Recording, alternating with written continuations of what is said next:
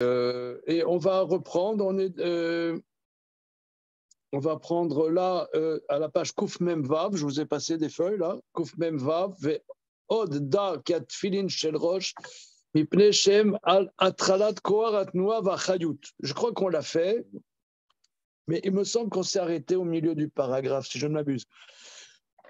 Alors, chapitre Lamed Tet, le paragraphe Da'od, sache aussi, puisque Ve'od Da, vous voyez que comme on est dans on parle des Russes, là c'est en russe, Da. Ouais. C'était drôle. Qui te file Non, si, j'ai aimé. Qui tfilin shel rosh, mipne shem ala tralat korat noa vachel. Que les tfilines de la tête, c'est sur le début de la force du mouvement et de la vitalité. Bechol la Torah ba lashon chayut, belashon rabim velo itpardu lomar lashon yachid. Et il ne se sépare pas pour dire un langage au singulier, toujours un pluriel. Ve'atam kitzarir shel pachet achayut lekol aivarim ve'kilu haya achayut rabim. La raison, car il faut que la vitalité se répande à tous les membres. Donc c'est comme s'il y avait plusieurs vies. Mizeatam atzmot filim shel rosh batim mechulakim. Et voilà pour quelle raison les tfilines de la tête sont des compartiments séparés. Oui, on avait vu d'ailleurs plus haut, il avait dit que dans la pensée, il y a plusieurs disciplines. Il n'y a pas une seule, c'est une dimension pluridisciplinaire, les tfilines de la tête, qui est au niveau de la pensée, qui est pluridisciplinaire. Ce n'est pas qu'un aspect des choses, il y a plusieurs aspects. Et maintenant, il dit dans un autre langage que la vie va dans différentes directions. C'est pour cette raison, les tfilines de la tête sont dans des compartiments séparés.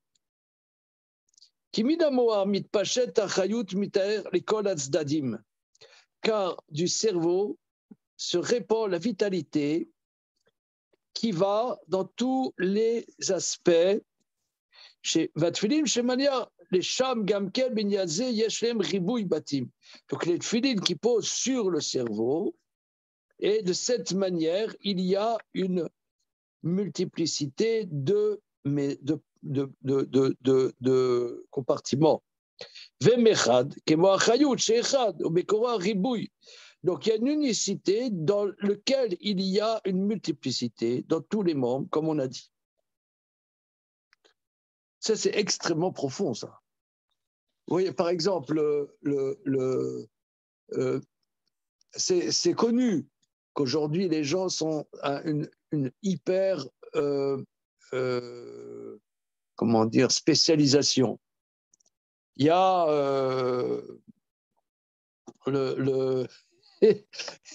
j'avais un gosse il y a X années qui avait un prolapsus anal. Hein, c'est-à-dire c'est le sphincter qui ressort. Oui.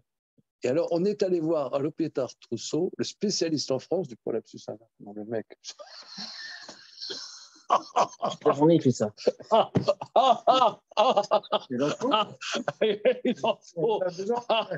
Non, parce que il y avait c'est un spécialiste de ça. Mais il y a des proctologues.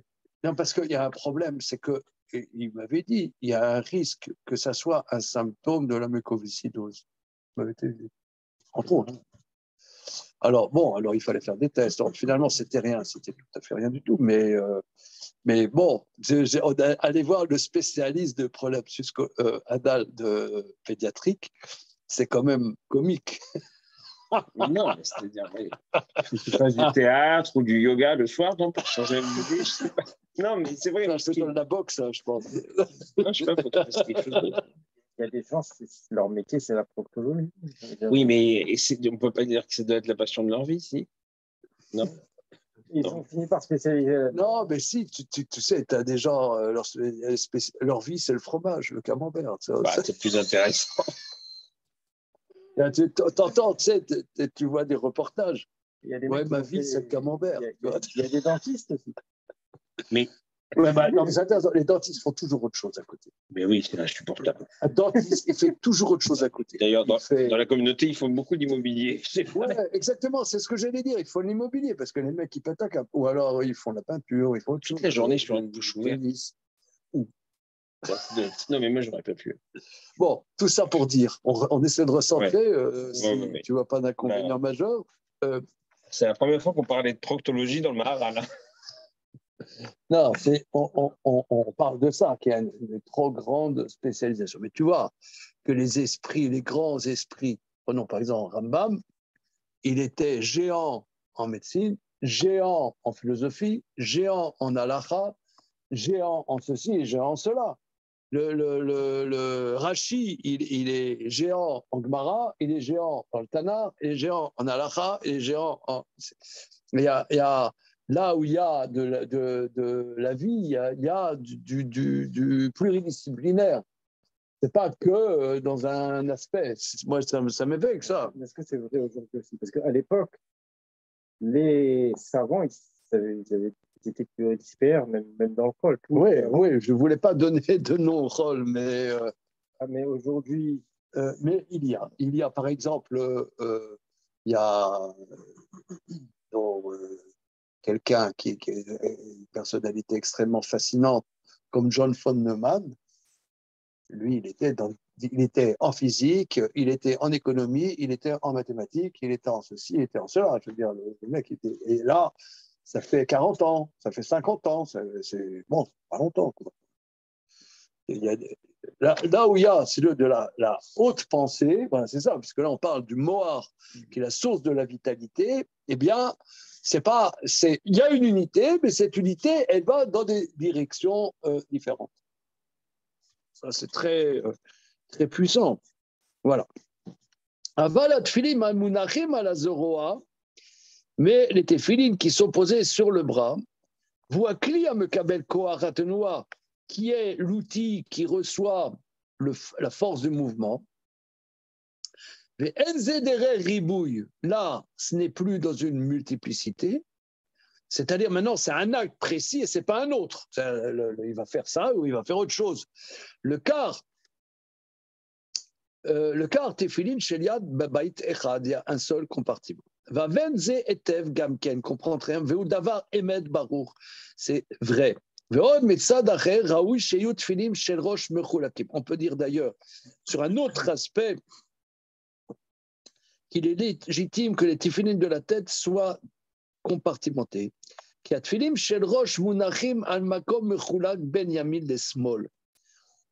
les tefilines de la tête sont posés sur un endroit distingué entre, je crois qu'on a vu ça, si je ne m'abuse, entre la droite et la gauche. Le car atfilim shel rosh mechulakim l'arba batim. C'est pour ça que les tefilines de la tête sont en 4 compartiments. Shnaim beyamin, shnaim besmol. Mizet tavin mashamo beraita mesam kadesh va yakvira meyamin, shema v'yamsham mismol. Souvenez-vous, remember. C'est la Gemara de départ, la flamme d'Alet Amoudbet, là, c'est de laquelle nous étions partis, qu'il y a 2 compartiments, un à droite et un à gauche. Ils ont partagé les parachutes en 2 groupes pour cette raison.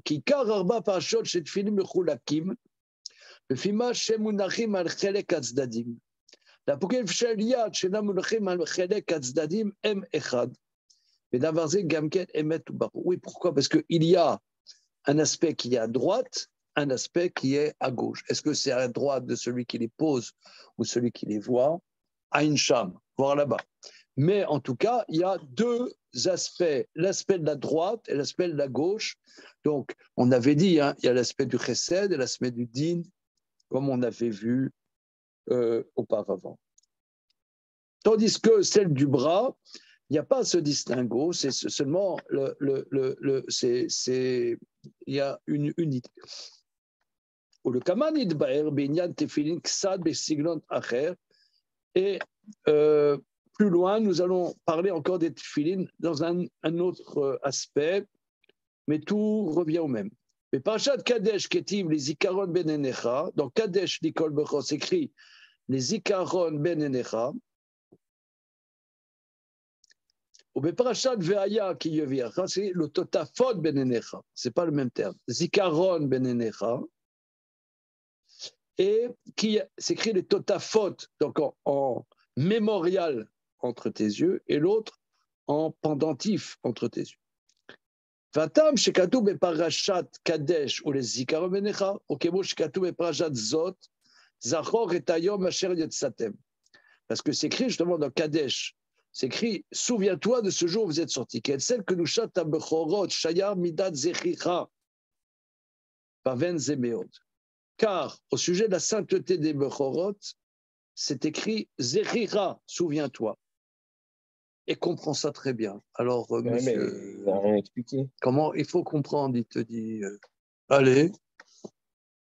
Oh, bah, si je faisais du Gilbernheim, je dirais, c'est que Non, Zéphira, c'est Zafar. Fais du Emmanuel Vanish plutôt. Zéphira, c'est Zafar. Alors quoi? C'est du masculin. Et Bechorot, ils sont masculins. Je vous avais prévenu, hein, je fais ce que je peux. Non, Zéphira, quand même, c'est pas un grand fridouche de dire que c'est le même Shoresh que Zachar. Alors. Dans les Bechorot, il y a la notion de Zachar aussi.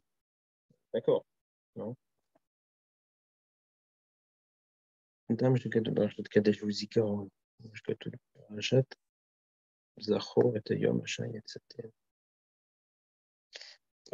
même. Qui est celle Kedusha Tabechor Shayach Midat Zéphir. On va prendre des Il a juste dit ça, que du point de vue du Bechor, s'applique la notion de Zéphira. Donc moi, je prétends juste que Zéphira, c'est le masculin. Ça, on peut pas dire. Mais j'ai jamais bien d'ailleurs compris quel était le lien. Merci.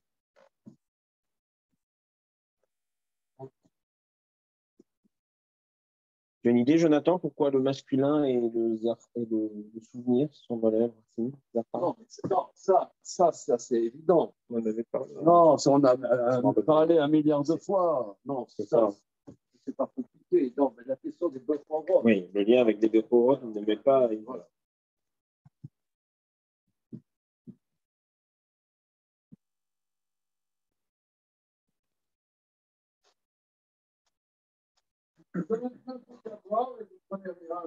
Si, je veux prendre là. Ouais. Il reste de Chavez du cidre un peu, ça vous intéresse?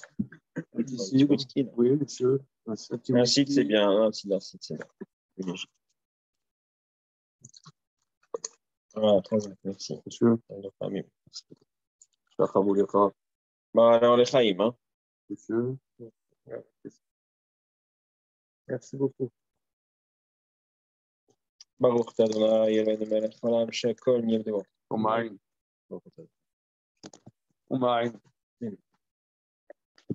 Les Chaïm, là, les zoomers. Les baby zoomers. Baruch ato Adonai Eloheinu melech. Ah, mais ça y est. Alors, oui, on prend les versets. D'accord. La fin, c'est pas un chat de beau. Voilà.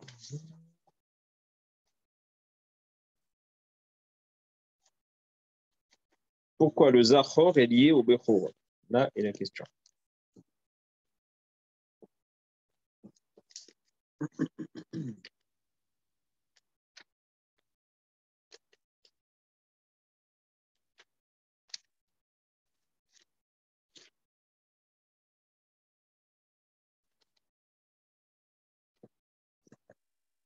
Vaya lecha leot aliyatra le zikaron ben enecha.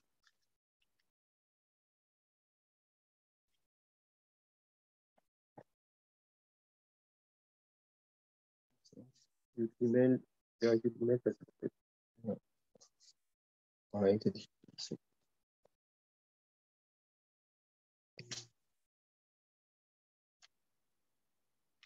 C'est dans le passage qui est sous le signe du Bechor, puisque c'est Kadesh Likol Bechor. C'est ça ce qu'il dit le Mar. Il dit qu'il y a un lien. Oui, c'est-à-dire, moi je dirais que le problème, c'est que les Bechorot, il y a la pérennité. puisque les Bechorot d'Égypte se sont écrasés, on a dit que le Bechor, c'est l'identité, c'est comment dire, c'est le Bechor, comment dire.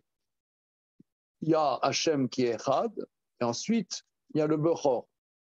Veni Bechori Israël. C'est d'ailleurs comme ça, quand Moshe Rabbeinu va voir Pharaon, la première fois, il est dit Veni Bechori Israël. Donc tout, c'est ce qu'il a dit, tout, le départ, et si tu ne laisses pas renvoyer, si tu renvoies pas mon peuple, je prends ton fils Bechor. Donc tout de suite, il y avait la notion du Bechor. C'est quoi la notion du Bechor? C'est l'intention première dans la création, c'est Israël. On dit Bereshit pour Israël qui est appelé Réchit. Et ça, c'est le Bechor. Beni Bechori. Le Bechor, c'est l'intention première. Et là, les Bechorot de l'Égypte, qui représentent, d'ailleurs, il y a des Midrashim qui disent que c'était, ils idolâtraient les Bechor, etc. Eh bien, ça s'est écroulé. Comme on a déjà parlé moult fois. Ils idolâtraient les Bechor. Oui, j'ai vu ça dans des Midrashim. Ce qui a une logique. Comment? En parenthèse, c'est pas que je veux défendre mes Égyptiens, mais ça a une logique. Voilà, c'est logique, c'est la puissance, comme Jacob, comme il dit, au sujet de Réhouven, voilà, Réchitoni. Alors, avec ce paradoxe que dans notre vécu, le Bechor, on est plutôt fracassé, on ne sait pas comment aborder le truc. Voilà. Alors, mais comme on a déjà parlé, au nom du Beth Yaakov de Rajid, qu'à minuit, toute la force de l'Égypte s'est effondrée. Il n'y avait pas de pérennité en vérité. Il n'y a aucun lien, on l'a dit, on l'a exprimé. Il n'y avait aucun lien entre leurs pensées et leurs pulsions. Ils n'étaient que des pulsions qui s'écroulent, quoi. Il n'y a pas de lien entre la pensée et leur pulsionalité. C'est ce qu'on dit que c'est les Égyptiens, c'est Bassar Chamorim Bessaram, Zermat Soussim Zermatam. Ils sont dans la pulsionalité complète. Et ça s'est écroulé. Donc le Bechor, Kadeshli, la Kedusha du Bechor, c'est justement la pérennité qui, malgré comment dire, malgré le minuit de l'Égypte, eh ben, ils ne sont pas écroulés. Tu vois, en parlant, la vertu de la parole, moi, ça me fait penser, quel est le Dieu actuel des Français? Tu sais, quel est le Dieu actuel des Français? Alors, ça, je sais pas. Ouais, le Dieu. Moi, je dirais, c'est Cyrulnik. Ah, c'est vrai que... Ah, tu connais Cyrulnik? La résilience. Non, ouais, elle reste. Quoi? Psychiatre. Bobo, ouais. Oui, la résilience. La résilience. Et c'est ça. Ce mot résilience, maintenant, il est devenu à tous les domaines. Hein. Ouais, mais bon, c'est quoi? C'est-à-dire que la capacité de ne pas être écrasé par des situations, même d'en prendre, de rebondir grâce à ça même. C'est ça, tout son blabla. Il vend du judaïsme, hein, c'est le Jésus d'aujourd'hui. Jésus, il a vendu t'aimes-moi ton prochain comme toi-même. Lui, il vend, voilà. Et c'est du judaïsme. Mais il s'en rend compte ou c'est à son corps défendant? Non, il le dit. Ouais, il le dit. Bon, mais en tout cas, si je fais le lien avec la maison Sardaigne. Attends une seconde, mais c'est exactement le sujet, me semble-t-il. Que, tu vois, d'ailleurs, est-ce que lorsque il y a à minuit quelque part, est-ce qu'il y a une pérennité? C'est ça le Bechor. La capacité que, bien qu'on soit dans l'obscurité, bien, il y a quelque chose qui se transmet quand même. Bon, ça s'est arrêté. Et où est le rapport avec Zikaron? Ben, c'est ça le Zikaron, le Zachar, c'est qu'il y a une pérennité. Ah. Il y a une pérennité. Dans la pensée, il y a une pérennité. Tu vois, par exemple, la Torah, elle se transmet depuis des millénaires. Et tu as des philosophies, 50 ans après, on n'en parle plus. C'est fini. À une autre étude, du Tiferet Israël, on a parlé, par exemple, de l'existentialisme là, du milieu du XXe siècle. Aujourd'hui, c'est disparu la circulation. Ça y est, c'est dans les oubliettes de l'histoire. Il y a des choses. Pourtant, il y avait quelque chose de puissant. Oui, il y avait quelque chose de puissant. Hein. Ah oui, c'est-à-dire que c'est Gourniche, l'histoire, mais c'est pérennité. C'est pas de pérennité. Tu vois, la Torah, il y a une pérennité. Fragile. Pourquoi ça passe que par le Bechorot? Comment? Pourquoi ça passe que par le Bechorot? Bon, ça, on a parlé longtemps. Le Bechorot, il symbolise ça. On a parlé de ça. Hein?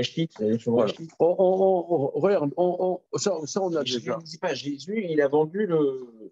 Quoi? Il a fait du marketing sur un point qui l'intéressait. Non, sérieux, c'est ça? Non, c'est une parenthèse. Hein. Que tu n'as pas jamais réalisé ça? Non, je sais qu'il a. Oui, on en a. C'est bidon, j'ai rien dit là. Il a vendu un peu de Torah. Ravolba dit il y a un mamzer, il était foutu à la porte des Shiva de Rabbi Yehoshua ben Pacharia, il est devenu Dieu. Non, il voulait dire le cancre de Shiva, le peu qu'il a réussi à rappen, ça a tellement impressionné les goïms, ils ont dit c'est un dieu, bien qu'en réalité c'était le cancre. Bon, on y va. On continue. Maintenant, ça c'est dans la première Kadeshli. Maintenant, le Totafot, c'est quoi Totafot? La chante Totafot ou la chante Tarshit, Anatun Berosh. C'est un bijou, comme on voit que la femme, elle sort Betotefet, mais Perek Bame Isha Yotsa. Nun Gimel Amoudbet dans Shabbat. Mais Tziva Katoub, chez Davarze, chez Yetzian Mitzraïm, chez Yen Irshav, les Tarshit, chez le Kavod Adam, chez le Kavod Yoter. Alors, regardons le deuxième paragraphe. Les Totafot, ce n'est pas un pendentif. Vaya le hot aliatra,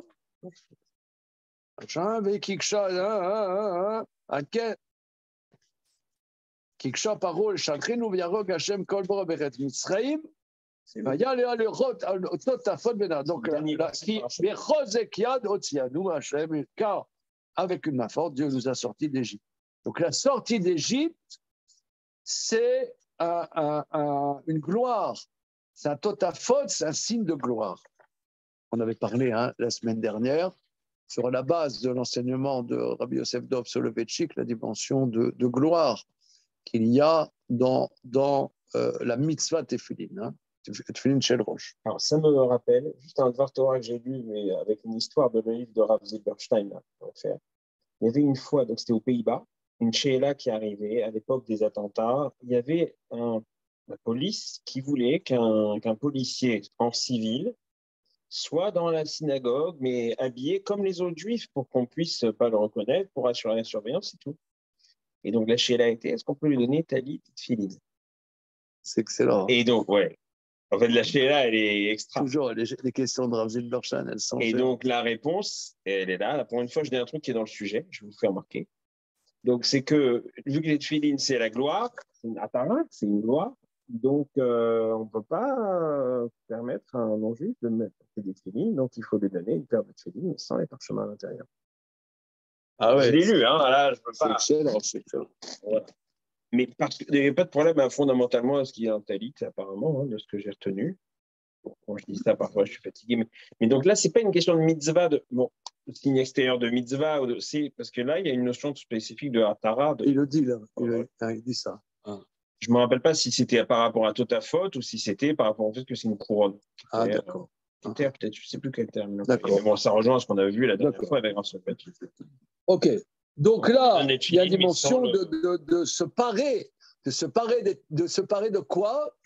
De la sortie d'Égypte. La sortie d'Égypte, c'est comment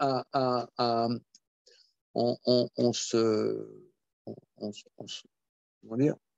C'est une parure, voilà, de gloire. Il dit, chez En Kavod Yoter, il n'y a pas de plus grande gloire que ça. Varim Elou en Varim Brourim, Meod, c'est très clair. Veod Beprakim Marim Bidbaer Misé, nous allons encore parler de ça. Beprachat Shemot Rabba Beshadat Bo, Kadeshi Kol Beror, sanctifie pour moi Kol Beror. Keshem Shasiti Yaakov Bechor.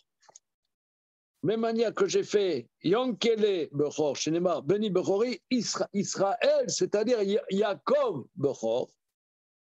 Car Ani Ose, les Melech HaMashiach, Bechor Shenema, Af Ani Bechor Etneu. Moi aussi, Bechor, je rendrai. C'est-à-dire, Bechor, c'est un langage plus vaste. C'est-à-dire, c'est Bechor, même quelqu'un qui n'est pas forcément Bechor, mais c'est une gloire, le Bechor. Car Kadishli Kol Bechor, Keshem Shebarati et Haolam, Vamarti Lahem Liskor et Shabbat.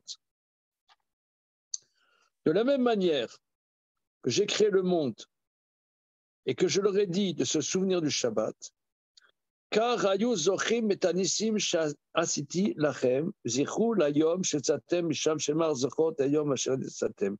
Et de la même manière que je leur ai dit de se souvenir du jour de Shabbat, de la même manière, j'aurais dit de se souvenir des miracles que je leur ai faits et qui se souviennent la sortie. Comme dit, c'est le même langage. Zachor et Ayom Asher Tzatem.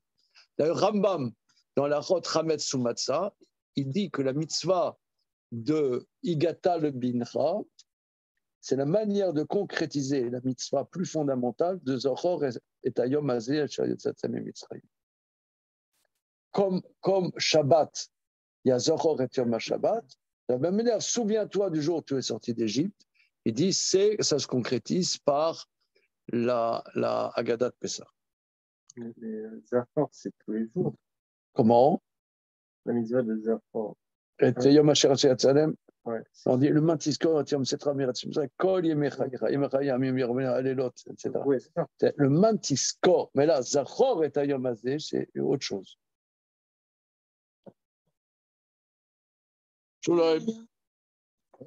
Monsieur Neria, s'il vous plaît, il y a un interrogatoire serré.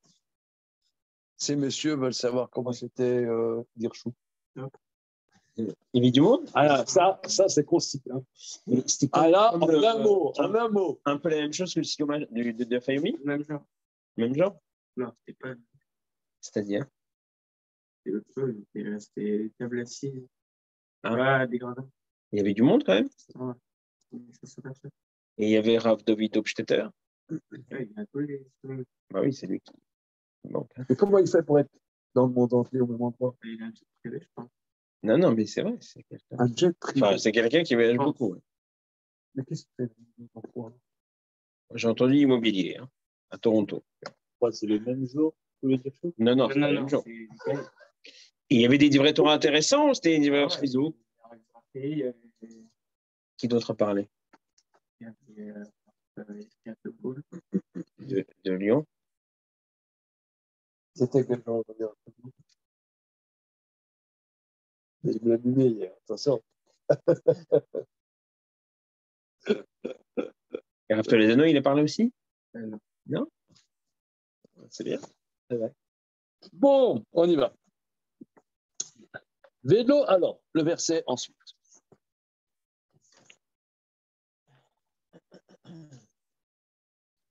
Donc,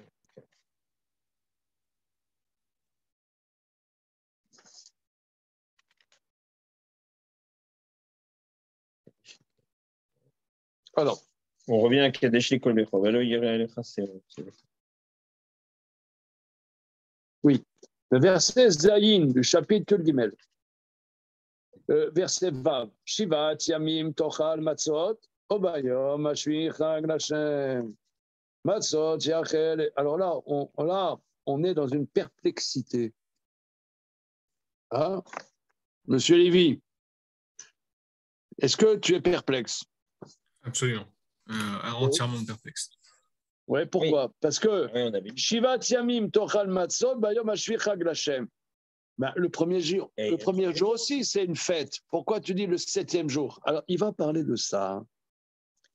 Il va parler de ça. Matzot yarel shivat hayami, velo yarel erasor, chametz, velo yarel erasor, bechol gevulecha. Alors, velo yarel erasor shivatem. Keneget Shiva Yamim, Sheben Geoula, le Kriyat Yamsouf. Keshem, Shebetrila, Ayu, Shiva, Yeme, Bereshit. Alors, selon le Midrash qui vient de rapporter, le Midrash Rabbah de Parashat Bo, où on fait le lien entre Zachor et Yom HaShabbat et Zachor et Hayom Hazeh Asher Yetzatem, donc entre la création du monde et la sortie d'Égypte. Ici, il va faire le lien de la même manière qu'il y a 7 jours entre la sortie d'Égypte et Kriyat Yamsouf, de la même manière qu'il y a les 7 jours de la création. Au Keshem, Shabbat mitkayem, Echad et Shiva Yamim, de la même manière que le Shabbat s'accomplit, un Shabbat pour 7 jours, Karyu Elu Shiva Yamim mitkamim. De la même manière, ces 7 jours de la Géoula auront aussi ce même maintien. Shenema veshamarta tachuka azot les moada. Tu respecteras ce décret en son temps. Biur Midrash, Keshem shebara akadosh baruch hu et olamo le shiva yamim, et tziva akadosh baruch hu liskor et hashava. De même manière que Dieu a créé le monde en 7 jours et a ordonné de se souvenir du Shabbat, les qui a Shabbat ou Ashlamat Aberia, parce que le Shabbat complète la création. On va kol poner à l'Ashlama, Shuika. Tout se tourne vers cette complétude qui est le principal. Entre parenthèses, actuellement, je fais, j'aime beaucoup de cours sur le livre, là, le dévoilement, là, patati, oui. Patata. Et encore cet après-midi, j'étais à Sarcelles. Et alors, quand on dit celui, Aragil Bener, il a des enfants Talmidei Chachamim, là-bas, le Maharal il développe que les enfants Talmidei Chachamim, c'est la shlemut de ce monde-ci. Que comment nous, on peut atteindre une shlemut dans ce monde-ci, c'est avoir des enfants Talmidei Chachamim. La shlemut, tu pourrais dire, est-ce que je peux avoir une shlemut dans ce monde-ci? Tu demandes à n'importe qui, non, c'est impossible. Même si j'allais tous les soirs dans la meilleure des restos, après j'aurais des maladies cardiovasculaires. Donc, je ne peux pas vraiment avoir... est-ce qu'on peut avoir une shlemut dans ce monde-ci? Dans la matérialité, vous voulez dire? Dans ce monde-ci, on ne sait pas. Non, voilà. C'est quoi ce monde-ci? Alors, l'imbécile qui est en nous, hein, je ne citerai pas de nom, et en chacun d'entre nous, il y a un imbécile qui est douillettement à l'intérieur de nous-mêmes. Il pense que ouais, ce monde est un monde matériel. Que nenni! Pas vrai. La preuve, dit le Maharal, c'est que la semaine, elle est 7 jours. Le 7 est la structure de Olam Hazé. Pourquoi? Tu as les 4 points cardinaux, le haut, le bas, et ce qui lui confère sa structure intérieure, c'est le centre. Ça fait 7. De la même manière, tu as les 6 jours de la semaine et le 7e jour. Le 7e jour, il est kadosh. Ça veut dire que ce monde aspire à un shlemut. Je me permets d'expliquer que tu n'as pas un peuple dans le monde qui n'a pas une spiritualité. Ça n'existe pas. Tous les peuples, ils ont une spiritualité qui peut quelque part tendre vers l'idolâtrie. Mais indépendamment de ça, tu as dans toutes les cultures, tu as une spiritualité. Tu peux faire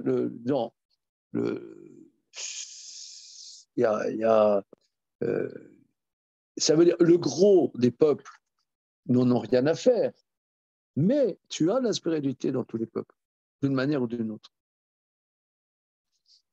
Parce que la réalité de ce monde tend vers la Kedusha. Ça tend vers la Kedusha. Il y a du Chol et du Kodesh. Alors, de la même manière, Shabbat et Hashlamat Aberia, c'est la complétude de la création. Alors aussi, le Kuzari dit que tu as énormément de peuples où la semaine c'est 7. Alors ça, j'y connais pas grand-chose. Mais bon, c'est vrai que depuis, je sais pas, 150 ans, il y a une certaine mondialisation des normes internationales, des fuseaux horaires, les horaires, les trucs qui sont Greenwich, machin. Il y a des conventions internationales, la semaine de 7 jours. Mais il faudrait savoir, est-ce que c'est la dimension de 7 jours? Le Kuzari dit, c'est universel. Est-ce que vous avez... Chez les Indiens de Papouasie, là, qui a étudié Claude Lévi-Strauss, il y a aussi un rythme. Je ne sais pas. Je pose la question, monsieur. Il faut comprendre que le dimanche est dimanche parce que c'était le jour du soleil chez les idolâtres Alors? avant Rome. Donc, ils avaient déjà un cycle de 7 jours. Ah,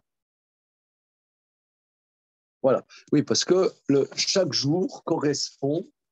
Le lundi, c'est la Lune, mardi, c'est Mars, mercredi, c'est Mercure, jeudi, c'est Jupiter, vendredi, c'est Vénus, samedi, c'est Saturne, et dimanche, c'est le Soleil. Hein, voilà, c'est ça. Donc, il y a les Shiva Corvée, les Chet, ça s'appelle, les 7 étoiles fondamentales. Donc, il ne faudrait pas faire la grasse mat le dimanche. Il faudrait d'Afka se lever honnête pour. Tu vois ce que je veux dire? Non, excusez-moi, c'est brainstorming. oui. Est-ce que tu fais la grasse mat le. Non, pas spécialement. Je sais pas, moi j'ai lu le mot triste tropique de Lévi-Strauss, il ne parle pas d'un rythme de la semaine, mais bon, il s'intéresse à d'autres aspects de la vie des tribus et autres. Mais ça me semble pas évident que tout le monde a un rythme. En fait, lundi, on a un peu. Oui, dans les. Ah, bon, j'ai toujours entendu que quand Rome a imposé le christianisme, ils ont déplacé le Shabbat au dimanche, justement parce que les païens avaient déjà leur fête installée. C'est plus simple comme ça. Oui, mais maintenant là, tu parles des civilisations proches. Oui, mais métaphysiquement, les chrétiens se targuent d'être la venue du Messie, c'est le 8e jour. C'est une dimension au-dessus du 7e jour. C'est pour ça que c'est le dimanche. Ah bon? Oui. Bon, il y a plusieurs aspects, hein, chaque jour. Mais. Ouais. OK.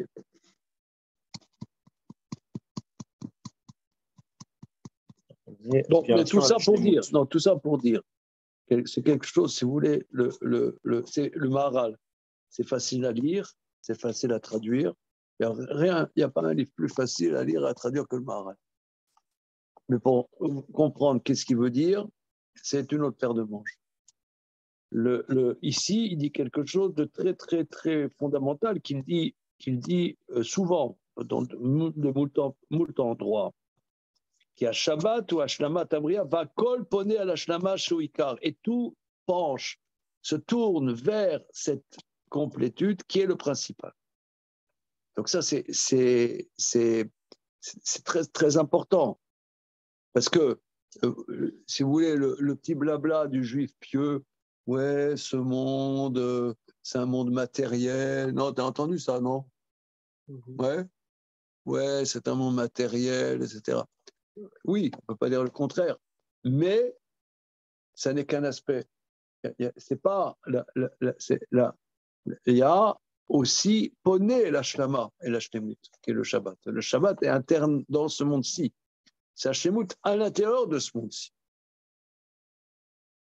Par exemple, Shavuot, c'est le 50e jour, c'est 7 fois 7 plus 1.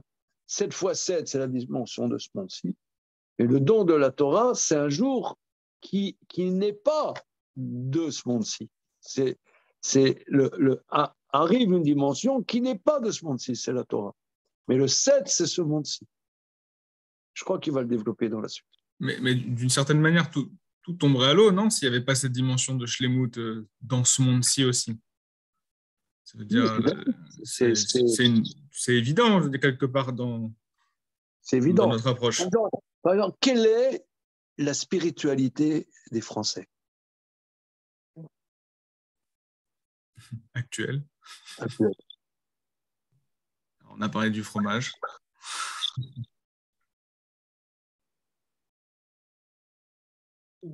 C'est-à-dire ce qui dépasse le métro boulot dodo. Ouais. C'est ça la spiritualité? Je sais pas.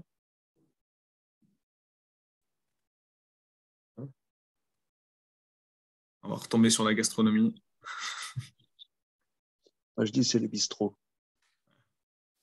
Parce que tu vois, les gens, ils vont au bistrot, ils prennent un petit café, d'accord, à 80 centimes, ils discutent. Tu vois que l'être humain, c'est un être de parole. Ils vont passer 3 heures avec un petit kawa. C'est impressionnant. Tu vois, le samedi soir, ici à Paris, à Nice, je ne sais pas comment ça se passe, mais c'est à Paris, c'est impressionnant. Le besoin qu'on a d'échanger. C'est bien. Mais c'est profond. Moi, je trouve que c'est profond. L'être humain, tu vois, par exemple, tu vois ici à Paris, c'est une ville cosmopolite. Tu vois, par exemple, des gens, ils parlent espagnol, ou ils parlent, je ne sais pas quelle langue, une langue métèque. Et souvent, tu vois un garçon avec une fille qui ne sont pas du tout assortis. Je ne sais pas, un grand gars avec une petite fille, une toute petite, ou une grande nana avec un petit mec. Mais tu vois, qu'est-ce qui les lie? C'est qu'ils parlent la même langue. C'est impressionnant quand même. T'as pas remarqué ça? Charenton, c'est différent. Charenton avec des juifs, alors ça. Non, je parle de choses qui. Non, ça c'est vous a pas remarqué ça? Non, mais c'est vrai. On a besoin d'échanger. C'est parce qu'on est. Quelque chose d'humain, quoi. Oui, mais c'est fort, ça. C'est fort. C'est qu'on est. Que le verset dit que Dieu a mis en nous Nishmat Chaim, Vaya Adam le Nefesh Chaya. Et en Colosse dit Nefesh Chaya, roi Memala, un souffle qui parle. Il y a une dimension dans l'humain qui a une âme, c'est qui parle. C'est profond, c'est vital. L'humain, il parle. Mais ça, il est Betselem Elohim. C'est profond. Moi, je trouve que c'est profond. Faut dire oui, c'est des lieux de débauche. C'est aussi des lieux qui peuvent être de débauche, mais pas que. Café, ça va. Ouais, bon. Yesh. Mais bon. C'est pas typiquement français, quoi. Comment? Je sais pas si c'est typiquement. À l'origine, oui. C'est développé après. Les cafés parisiens, non, il y a des cafés aussi. Il y a des cafés à Vienne, dans les pays Middle Europa, l'Europe centrale. Il y a aussi une culture, en Italie aussi, une culture des cafés. Mais bon, il y a une spécificité. Je crois le bistrot parisien, c'est un gros truc. Hein. On continue.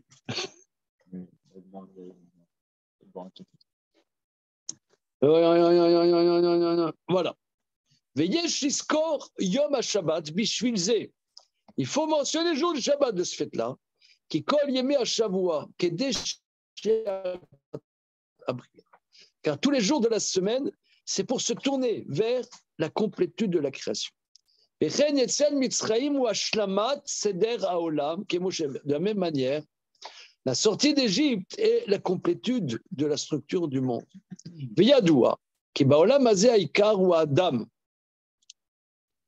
Il est connu que dans ce monde-ci, la base, c'est l'homme. Et deuxièmement, dans Israël, il a choisi à l'intérieur de toutes les nations. Israël ou Shlemu, Kasher Yatsum et Mitzraïm. Or, Israël est arrivé à sa complétude quand ils sont sortis d'Égypte. Ils sont devenus un peuple. Venimsa Yetzan Mitzraïm Kemo Shabbat. Donc, la sortie d'Égypte. Alors, de la même manière que Shabbat est la complétude de la création, mais la création, la base de la création, c'est l'homme. La base de l'humain, c'est Israël. Et quand est-ce que, par le biais d'Israël, l'humanité est arrivée à sa complétude? C'est la sortie d'Égypte, comme Shabbat. Qui Shabbat Hashamat Abria, et c'est à Mitzrayim Hashamat Toldot Haolam. Car Shabbat, c'est la complétude de la création. La sortie d'Égypte, c'est la complétude de l'histoire l'histoire du monde. Car Shenishnema Abria. Regardez, c'est très très profond parce que l'Éternel, ton Dieu, qui t'est fait sortir, je suis l'Éternel. C'est-à-dire, ça, En général, on explique, on dit qui t'est fait sortir d'Égypte, c'est-à-dire on s'adresse à l'expérience sensible que toi tu as vécue. C'est vrai. Mais là, c'est une autre manière de voilà. dire. C'est que sortir d'Égypte, c'est Hashlamat, c'est voilà. Der Haolam. Mais si tu veux, tu sais, il y a une série de livres que je ne vous conseille pas. C'est l'histoire de l'antisémitisme de Léon Poliakov. Ah oui. Il faut être en très bonne forme morale. Là, mais même si tu es en mode forme, ça te fout le bourdon. Tu connais? Non. Il faut être Ashkenaz pour lire ça. Non, c'est un livre, il ne faut pas le lire. Non, c'est très dur. C'est terrible. Il est d'une très, très, très grande perspicacité, Léon Poliakov. Mais justement, lui, c'est un ouvrage fondamental que je ne conseille pas de lire. Parce que lui dit que le nazisme est la suite logique du darwinisme. Le darwinisme, c'est-à-dire que l'homme est une espèce comme une autre et qu'il y a la lutte pour la survie animale. Et le nazisme, c'est la suite absolument logique du darwinisme. C'est-à-dire que l'homme n'a pas de liberté, il est complètement sous les lois. Et les lois de la nature, c'est la loi du plus fort. Donc, il faut être les plus forts. Et les faibles, il faut les éliminer. Mais en vérité, les faibles, il faut les éliminer. C'est que le peuple juif véhicule qu'on est sorti de l'esclavage et que l'homme est libre. Ça, c'est un empire. Vous voyez, par exemple, la Chine. Aujourd'hui, on est combien février 14 à la louche, 14 février. Aujourd'hui, 14 février. La Chine, c'est un empire implacable. Dire que l'homme est libre là-bas, tu vas en tôle, tu vas en camp de redressement là-bas aujourd'hui. L'homme n'est pas libre. Tu ne dois pas dire que l'homme est libre. Donc les empires, quand on dit que les temps messianiques, ça sera être libéré de l'asservissement des nations, c'est-à-dire que on pourra vivre que l'homme est libre. On est sous l'asservissement des empires. Les empires, l'homme n'est pas libre. L'homme ne doit pas être libre. Sinon, je ne peux pas construire un empire si l'homme est libre. Et ça, le fait que le peuple juif véhicule que Akadosh Baruch Hu a sorti les enfants d'Israël de l'esclavage et qu'on n'est pas esclave et qu'on est libre, ça, c'est une lutte titanesque. C'est une lutte titanesque. Parce que l'homme est libre, l'homme est sorti de la maison, on n'est pas des esclaves. Au niveau de la halacha, Daf Yud dans Maseret Baba Mitzia, Gemara qui comment dire, m'a tout le temps poursuivi, et à la Brit Mila de mon fils Moshe, j'avais parlé de ça.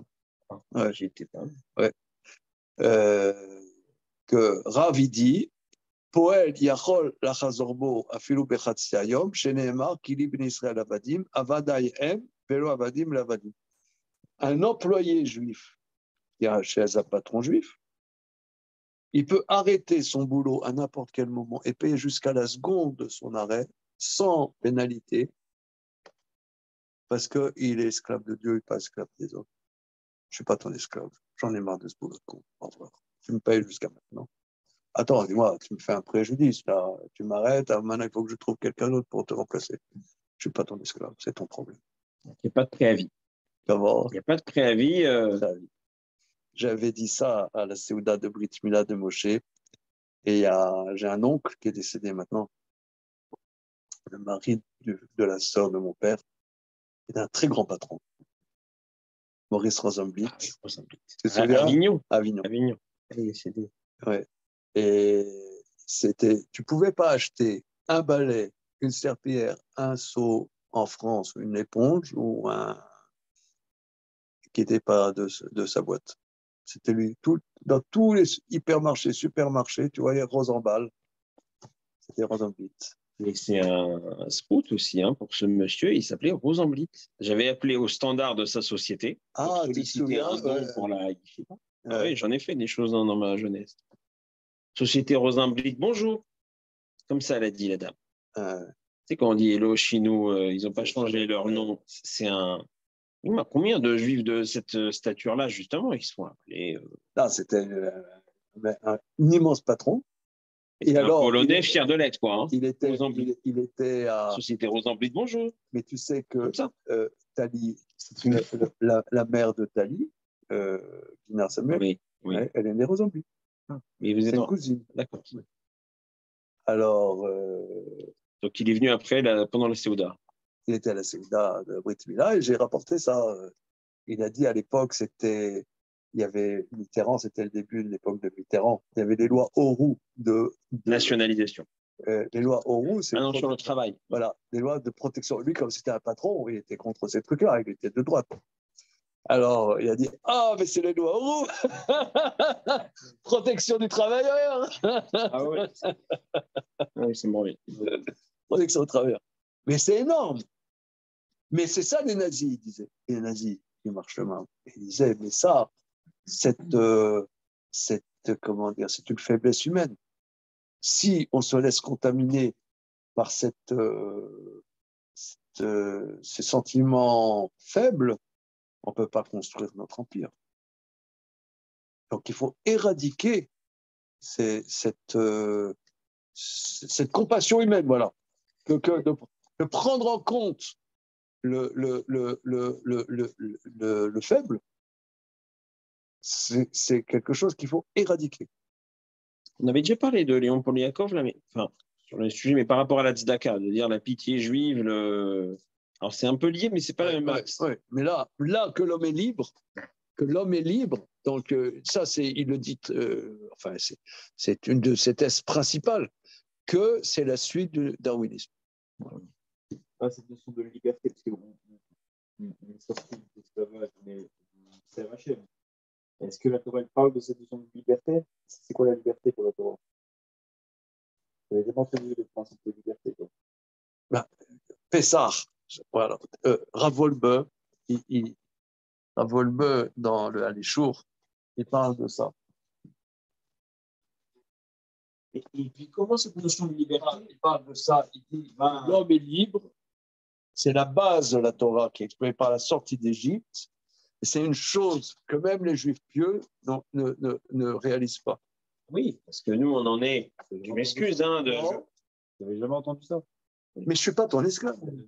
Non, mais regarde, par exemple, moi, je ne suis pas ton esclave. Bezrat Hashem, tu vas te marier. Bezrat Hashem, il n'est pas encore marié. Et qu'est-ce que quoi, il est si mignon. Mais alors, qu'est-ce que tu fais, toi? Lui, il fait des tests PCR toute la journée. Non, mais bon, passons. Mais regarde, regarde, toi, tu es marié. D'accord. C'est vrai que tu as des engagements à l'égard de ta femme, et ta femme a des engagements à ton égard, mais quelque part, on n'est pas esclave. On n'est pas esclave. On n'est pas. C'est bien, c'est enregistré. On n'est pas esclave. On est libre. Je ne suis pas ton esclave. Mais j'ai des engagements. Mais Pessah, ça s'appelle Zman Cherutenu. La fête, le moment de notre liberté, que l'homme est libre. Ça veut dire que c'est quoi libre? Alors, libre, ça, c'est quelque chose que... parce que les Français, c'est la liberté. Liberté chérie. Il paraît là que ça s'appelle, il y a les trucs là, de la liberté là. Oui, les convois de la liberté. Oui, les convois de la liberté. Voilà, convois de la liberté, contre les passes sanitaires, machin. Ils ont mis 7500 policiers là. Contre les mesures liberticides. Alors, le français, qu'est-ce que c'est être libre? C'est faire ce que je veux. Je fais ce que je veux. Ouais, ça veut dire je mets des tatouages. des pieds à la tête, ouais, des piercings des pieds à la tête. Tu me dis un mot, je te casse la gueule. Ouais. Quoi, ça te dérange? Ouais. Voilà. Tu me dis pas un truc, hein. Voilà. Je suis libre, hein. Voilà. Alors, ça, c'est la liberté, chérie. Liberté, j'écris. Dans la Torah, c'est pas ça. Nous, la liberté, c'est qu'on fait la volonté de Dieu. Alors, tu vas dire, on n'est pas libre. Alors, on m'a souvent posé cette question. C'est énorme. Hein, je vous dis, comment je résous l'équation? C'est que quand Dieu me demande de faire quelque chose, je suis libre, je peux le faire. Tu as quelqu'un, il dit, regarde, moi j'aimerais faire Shabbat, je peux pas. Je peux pas. Je peux pas, avec mon boulot, avec ma famille, ils vont pas comprendre. C'est pas à mon âge, je vais commencer à faire Shabbat. Je peux pas. Ouais, c'est pas facile, hein. Alors là, non. Tu peux. Je peux pas. Si, tu peux. Ou alors, j'ai une addiction à ça, je peux pas. Une addiction. Je peux pas. Je suis bloqué. Je peux pas. Je ne peux pas. Si tu peux. Je peux pas. Ah, c'est ça libre. C'est que je peux. Si Dieu me demande quelque chose, je peux le faire.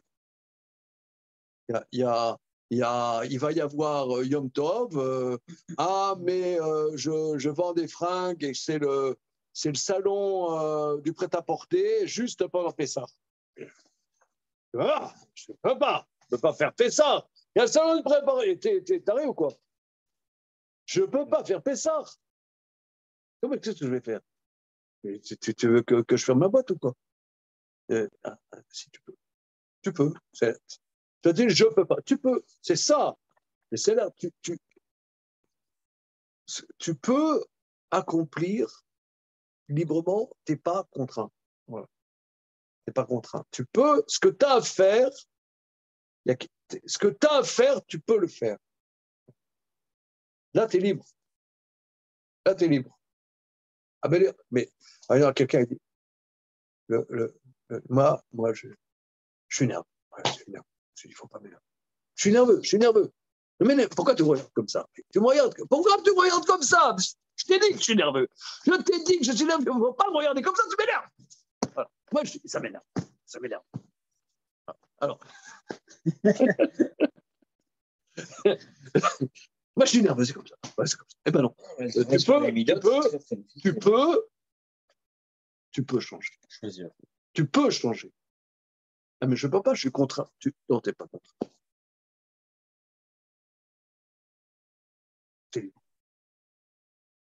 On comprend mieux. On comprend mieux le fait que le chemin de la liberté de Pessar, c'est pour être Eved Hashem. Ça veut dire, sors des contingences du monde. Tu es dans le monde, mais ta seule contingence, c'est Dieu. Le reste n'est pas contingent à toi, quoi. Voilà, c'est ça. C'est sûr que c'est subtil. C'est sûr que c'est subtil et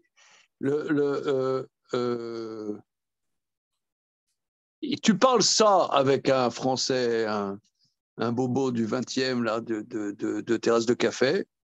Pour lui, c'est pas être libre, ça. Voilà. C'est vrai. Non, pour lui, c'est ni Dieu ni maître. C'est au contraire, c'est d'avoir aucun joug. Oui.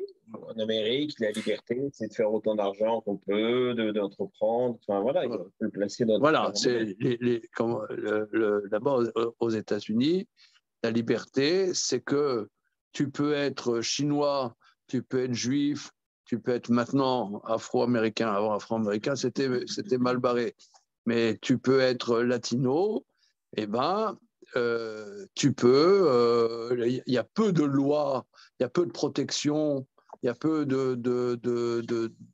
d'empêchement au niveau des lois pour que tu puisses faire ta libre entreprise.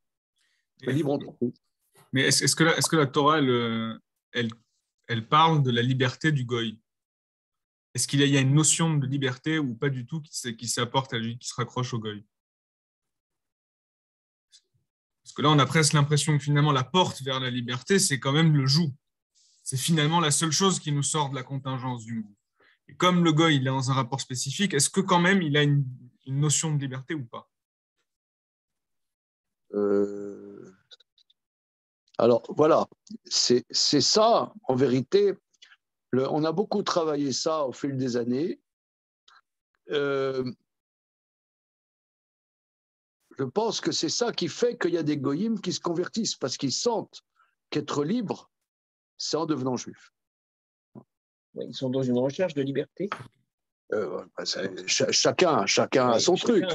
Mais nous, on avait étudié à l'époque Nebuzradan, ouais. qui s'était converti parce qu'il avait perçu que c'était ça qui était dans Israël.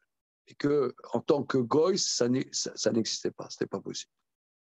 Mais dans l'expérience des convertis, incroyable.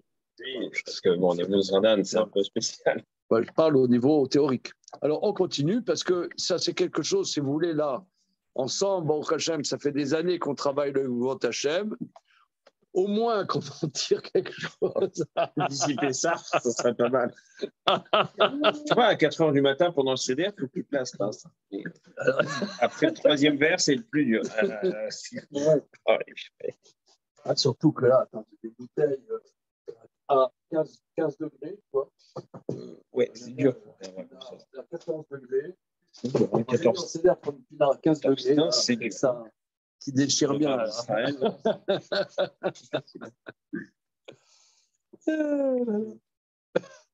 Alors, tout ça pour dire que ici, quelque chose de absolument fondamental, que la sortie d'Égypte, c'est la shlemout de l'histoire humaine. Il ne dit pas Matan Torah. Je pourrais penser que c'est Matan Torah. Mais là, du Midrash qui va dire de la même manière que Zachor et Yom HaShabbat, il y a Zachor et Yom Hazeh She'otatem Mitzrayim. Et de la même manière qu'il y a 7 jours de la création, il y a 7 jours pour Pessah, parce que 7 jours de Pessah, et le verset dit, le 7e jour, c'est Chag l'Hashem. Parce que ici, il y a au niveau de l'histoire humaine une shlemout. C'est quoi? La Yetziat Mitzrayim. Même si les nations, peut-être, pour reprendre ta question, Emmanuel, n'ont pas en tant que telle cette dimension de liberté, mais par le fait qu'il y a Israël parmi eux, c'est le référent universel de cette liberté. D'où des fois l'antisémitisme, parce que c'est insupportable. C'est indéniable qu'il y a une influence. Mais tu vois, par exemple,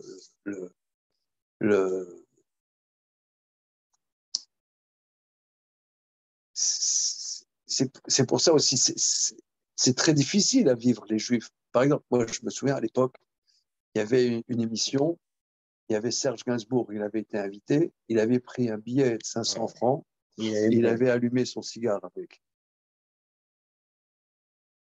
Et là, 500 francs, c'était une fortune à l'époque.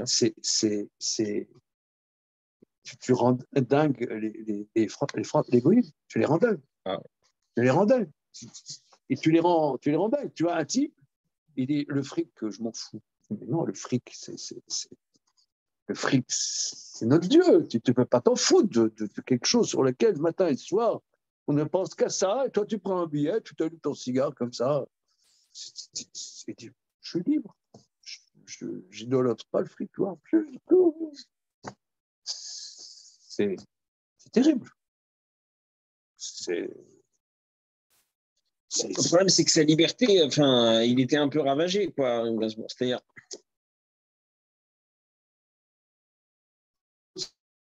Il y a un truc, il y a la liberté. Tu vois, je ne suis pas esclave de fric. C'est très difficile à définir, la liberté. Ouais. Bon, lui, il était vraiment ravagé. Non, mais d'accord, mais il y a un truc, dans ce dingue-là, il y a quelque chose qui s'exprime quand même. Alors,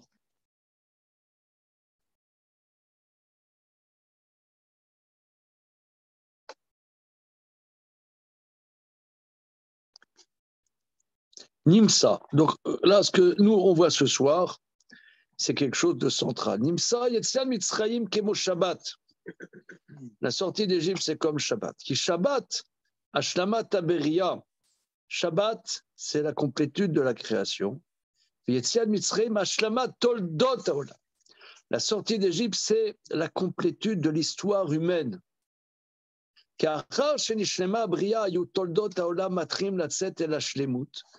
après que la création a été complétée, il y a l'histoire du monde commence à sortir vers la perfection.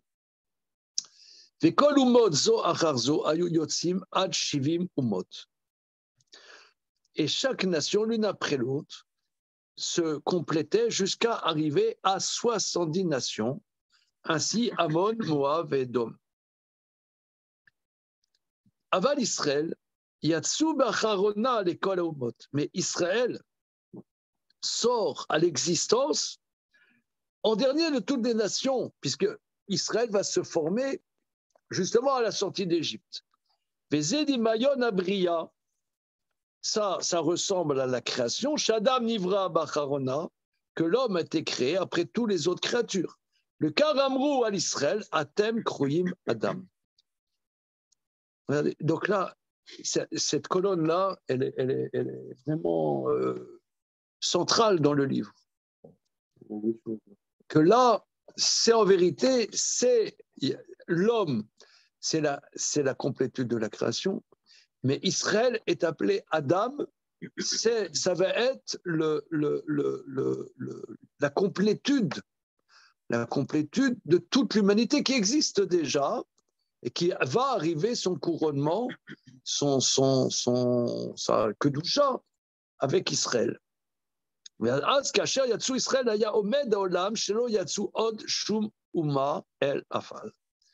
fois qu'Israël est sorti, le monde est tenu qu'il n'y a plus de nation qui s'est révélée, sauf les Moldaves, évidemment. Au misé tiré, qui a Omrim, qui a Shem Ilbrar, Ichik et Israël, Achar, Shechatu, Zetaout. De là, tu peux voir. Alors voilà, bon là, c'est la polémique avec et les chrétiens et les musulmans, parce que et les chrétiens et les musulmans disent qu'Israël a fauté au veau d'or, donc Israël a été rejeté par Dieu. Hein, vous savez ça. Vous parlez tu as déjà parlé avec un islamiste? Tu m'as dit que oui. Hein, ouais. Vous parlez 5 minutes avec un musulman islamiste. Au bout de 5 minutes, il dit mais Dieu vous a rejeté à cause de la faute de veau d'or. Antoine, tu as cette expérience grisante? C'était plus sur la séparation avec Ishmaël et Yitzhak, que à chaque fois la discussion arrive très vite. Mais pas de temps sur le veau d'or. D'accord. Au fait que les Juifs ne respectent pas Shabbat, etc. Oui, on a dévié de la parole. Voilà, on a dévié de la parole. La sourate des poissons. Voilà. Mais c'est pénible. Hein. J'ai jamais réussi à avoir une. C'est toujours très, très, très, très pénible et très agressif. Pourquoi? Parce qu'ils disent qu'Israël a fauté et Israël a été rejeté par Dieu, que ce soit les chrétiens ou que ce soit les musulmans. C'est systématique. Mais parce que sinon, ils perdent leur rôle central. Voilà. Alors, de là, tu vois que ceux qui disent que Dieu a rejeté Israël après leur faute est une erreur. Chez Kemo, chez Nabria, Shinu, Ima, Shinivra, Alav. De manière, la création, il n'y a pas de changement selon son mode de création. Briat Israël Atzman Imsa Baem Roshem Amala Al Kol Haumot Mitzad Abria. Or, dans la création d'Israël elle-même, il se trouve de là une trace d'en haut, au-dessus de toutes les nations, structurellement par sa création. Mais quelque chose qui est dans la structure de la création n'a pas de changement. Car sur l'œuvre de Dieu, il n'y a pas à rajouter ni à enlever. Le Fikar, car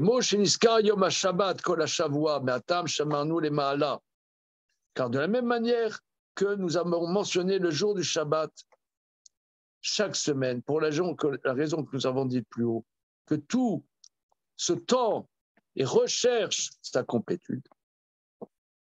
Car Yetziat Mitzrayim yé niskar leolam. De la même manière, la sortie d'Égypte est une dimension éternelle. Car la complétude de tout est éternelle et de toute éternité.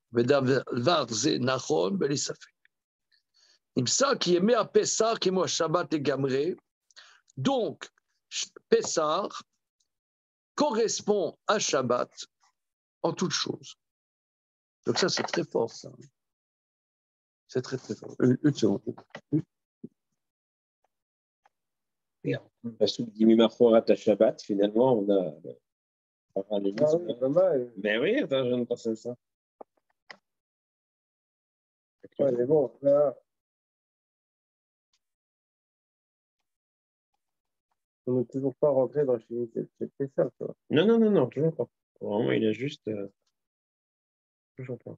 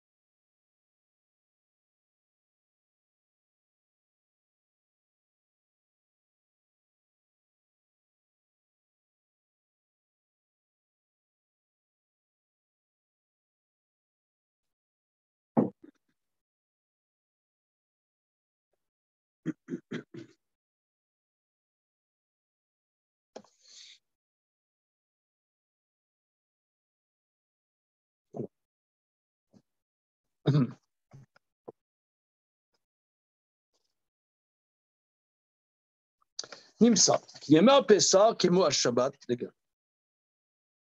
Que les jours de Pessah, c'est comme Shabbat, comme Rak Shabbat, Hashlamat Abriya.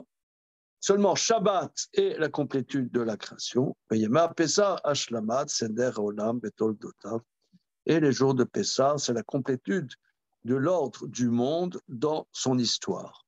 Vayadata Shamro Chachamim.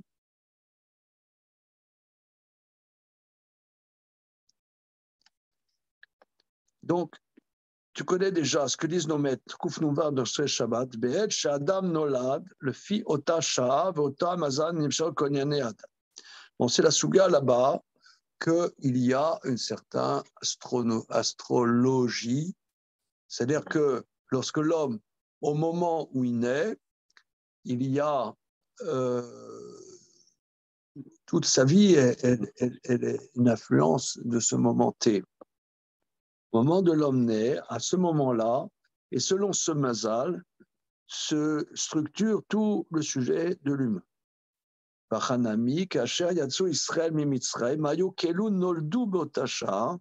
Israël sont sortis d'Égypte, c'est comme s'ils étaient nés à ce moment-là. Kol hakorot shegia lahem, ma shenatal lahem haTorah vanane kavod achar nesia enim sharim shakon imshar achar hatchala. Alors là, c'est encore autre chose. Là, il dit, là, Du coup, c'est quoi les signes astrologiques? Comment? C'est le bélier, on avait dit. Le bélier? Le Nissan. Oui, non, mais ce qu'il veut dire, c'est que, regardez, toute l'année juive, sauf Purim et Hanouka, pratiquement toute l'année juive est scandée sur la sortie d'Égypte. Il y a Pessah, il y a Shavuot, il y a aussi Yom Kippour, hein, avec la réparation de la faute du veau d'or. Tu as Sukkot, bien évidemment. Tout ça, c'est la sortie d'Égypte. Hein. Zerer l'Isad Mitzrayim. Et pourquoi? Parce que toute l'histoire va être structurée sur ce moment T qui est la sortie d'Égypte. Tout est structuré autour de ce moment-là. De la même manière que lorsque l'homme naît, il y a toutes les données de sa vie vont être distribuées à en faire quelque chose. Nous, on a à faire quelque chose avec ce qui s'est passé à la sortie d'Égypte. C'est pour ça que toute notre année est scandée autour de ça. Une idée originale, hein? Parce que c'est vrai qu'on rien de foutre la sortie d'Égypte. Ça nous saoule. Ah, c'est rabâché, quoi. Alors. Et pourquoi on ne fait pas tout un fromage dans ce cas-là de notre anniversaire, quand on est né individuellement maintenant? Il y a les Chabad, ils font l'anniversaire, mais non, c'est vrai. Non, je dis, c'est pas une question aussi bête qu'elle en a l'air. Hein. Là, on voit qu'au niveau collectif, il y a une naissance collective qui structure toute l'année, bon. Et au niveau individuel, rien du tout. Non, c'est une remarque intéressante. C'est un pointillé. Ouais. Moi, je sais que le jour de mon anniversaire, tout le temps, j'ai une angoisse existentielle. Ah oui, que j'ai pas d'habitude. Je suis d'un caractère benoît, serein, benoît et replay. Mais le jour de mon anniversaire, c'est pas le fait que je vieillis, c'est pas ça. C'est revivre le jour de ma naissance. Ah. Docteur. Vous ressentez quelque chose, quoi? Ah oui, ça c'est énorme. Énorme. Non, ça, moi, je le vis, mais ça, je le vis. Mais ce n'est pas formalisé d'une quelconque manière. C'est ce que toi, tu poses comme question. Dans notre tradition, il y a rien. Oui, donc chacun doit gérer sa névrose tout seul, quoi. C'est plus ou moins... C'est étonnant, hein? Bien que les sages disent, dans le traité Shabbat, comme il le dit, qu'il y a des données particulières à analyser et une problématique de chacun qui est impulsée autour de sa naissance. Mais c'est très intéressant. Parce que on a, par exemple, je ne sais pas, moi j'ai un enfant, il est né inconscient, il a fallu le ranimer, tu vois. Il y a des fois des enfants et leur naissance, c'est pas de la tarte. Hein. Ça veut dire que sa vie, il y a des choses à... Comme si non, mais alors donc la réponse, elle était dans ma question. C'est-à-dire que comme c'est une problématique individuelle, chacun il doit gérer son truc. Il y a un truc à gérer. Oui, mais j'apprends quand même ce soir qu'il y a quelque chose à gérer. Ouais. Il y a quoi à gérer? Comment? Il y a une forme de détermination, quoi. C'est ça ce que. Il y a une détermination. Il y a une détermination astrale liée au jour et à l'heure de la naissance. Et que ça, tu dois te battre avec ça, quoi. Oui, mais je dois le prendre en compte, peut-être. Ah oui, tu dois on dit le faire avec, quoi. Oui, c'est dans la Souga, là-bas, justement. Oui, c'est ça, mais... C'est tout lourd, en fait. Non, ça veut dire que tu n'es pas esclave de ça, mais ça existe. Oui, on ne va pas le nier non plus. On pas la question le jour de son anniversaire. C'est quand, justement, à la Souga, là-bas, on dit que quelqu'un qui est né sous le mazal de Mars, je crois, eh bien, c'est un assassin. Alors, un sanguinaire. Alors, Edom, oui. Alors, soit il sera un Noël, soit il sera un chochet, soit il sera un assassin. Mais il a besoin de faire verser du sang, tu vois. Mais on n'a jamais vu que si quelqu'un se rend coupable d'un meurtre, le Sanhédrin dit, bon, comme il est né sous l'emprise de Mars, il y a une circonstance atténuante. Non, c'est lié au sujet là. C'est pas parce qu'il aurait pu être un chochet ou un Moël. Il y a une marge de manœuvre. Qu'est-ce que tu en fais? Mais tu as une problématique qui existe. Donc, en tout cas, la halakha, elle a structuré toute l'année juive sur notre naissance collective. Voilà. Mais quand même, Donc, au niveau individuel, chacun doit, quelque part, alors, il dit, s'en accommoder. Mais. Pardon? C'est toute l'histoire de notre vie. Chacun son lot et chacun. Avec son. Donc, on ne va pas codifier. Voilà. Bon, Chabad, on fait un Farbrengen, on invite des amis, on prend des résolutions. On aurait pu. Manière de...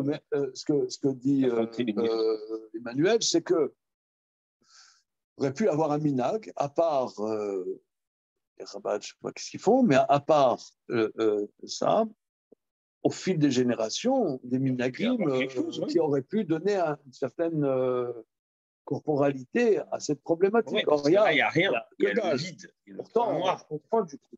Parce que il y a le trou noir total. On ne veut pas être esclave. Donc, on ne veut pas formaliser le fait qu'il y a le mazal qui nous détermine. Je comprends très bien qu'on refuse de faire rentrer ça dans... C'est fait exprès, tu crois. Je vous donne un exemple. Dans le Chokhmat Adam, il a parlé parce qu'on n'a pas le droit de dire, je ne vais pas faire ça parce qu'aujourd'hui, c'est un vendredi 13 ou un truc comme ça. C'est interdit. Bien. Par contre, prenons un exemple. Il y en a qui n'ouvrent pas leur facture Motzei Shabbat. Ah, pourquoi? Bon, maintenant, ça arrive par voie électronique, mais pourquoi il y a une raison? Pourquoi pas les factures? Parce que après, tu vas dépenser. La semaine, tu vas perdre du fric. Tu pars pas sur le mauvais pied. Le mauvais pied. Voilà, il faut commencer la semaine avec ça. Voilà, tes impôts, ils te disent, voilà, plus 10%, tu n'as pas payé à temps tes impôts, classe, machin, tu vois, tu as ça, comment on dit en arabe, avec, comment dire, voilà, tu vois, tu commences pas avec la très loin. Maintenant, maintenant, tu peux ne pas ouvrir tes factures, mais tu ne le dis pas. C'est ça. Il ne faut pas en faire une. Voilà, mais c'est pas faux non plus, tu vois. Ah oui, qui dit ça? Chokhmat Adam. C'est qui? C'est le commentaire du c'est le Chayei Adam, c'est le même? Non, c'est le même. Chayei Adam, c'est sur Chaim, Chokhmat Adam, c'est sur Yoredea. Mais tu ne le dis pas, mais la chose existe quand même. C'est bon, ça. Mais parce que ça influence le mazal de la semaine, c'est ça ce qu'on dit? Non, mais ça, tu n'as pas le droit de le dire. D'accord, mais ça ne veut pas dire que ça n'existe pas non plus, tu vois. C'est un peu voilà. Alors, ok. Mais alors, il dit ici, le Fikar, Yetziat Mitzrayim Niskar Leolam. C'est pour ça que je suis à la troisième ligne en haut à gauche. Le Fikar, Yetziat Mitzrayim Niskar Leolam. On mentionne tout le temps. Shakon Imshach Racha, parce que tout est la conséquence de la sortie d'Égypte. C'est énorme. Vedaï basé, ça suffit. Ça peut dire que Dieu ne nous a pas rejetés malgré le veau d'or. Tout ça, ça découle de la structure fondamentale du monde et à la sortie d'Égypte. C'est impossible, parce que c'est la structure de l'humanité. Donc c'est pour ça qu'on dit soir et matin, sortie d'Égypte. Voilà, tout est scandé autour de ça, parce que c'est une structure fondamentale. La sortie d'Égypte, le fait qu'on soit sorti de l'esclavage, c'est la complétude de l'humanité qui se crée avec le peuple qui sera la complétude de l'humanité. Entre parenthèses, j'ai vu ce Shabbat, on a imprimé des Mahamarim de Léon Ashkenazi, Manitou. Il y a un blog des cours de Manitou qui sont en audio, qui ont été rédigés, mais ça a été rédigé, presque électroniquement comme ça. Donc c'est pas tellement lisible, mais c'est extraordinaire. Je vous conseille, hein. C'est transcendant. Tu as déjà lu, Antoine? Oui. Ah ouais, je trouve ça incroyable. Bon, je mets de côté on va dire le discours qui, des fois, le sionisme qui revient des fois. Mais malgré tout, même quelque part, même son sionisme, il te prend quand même.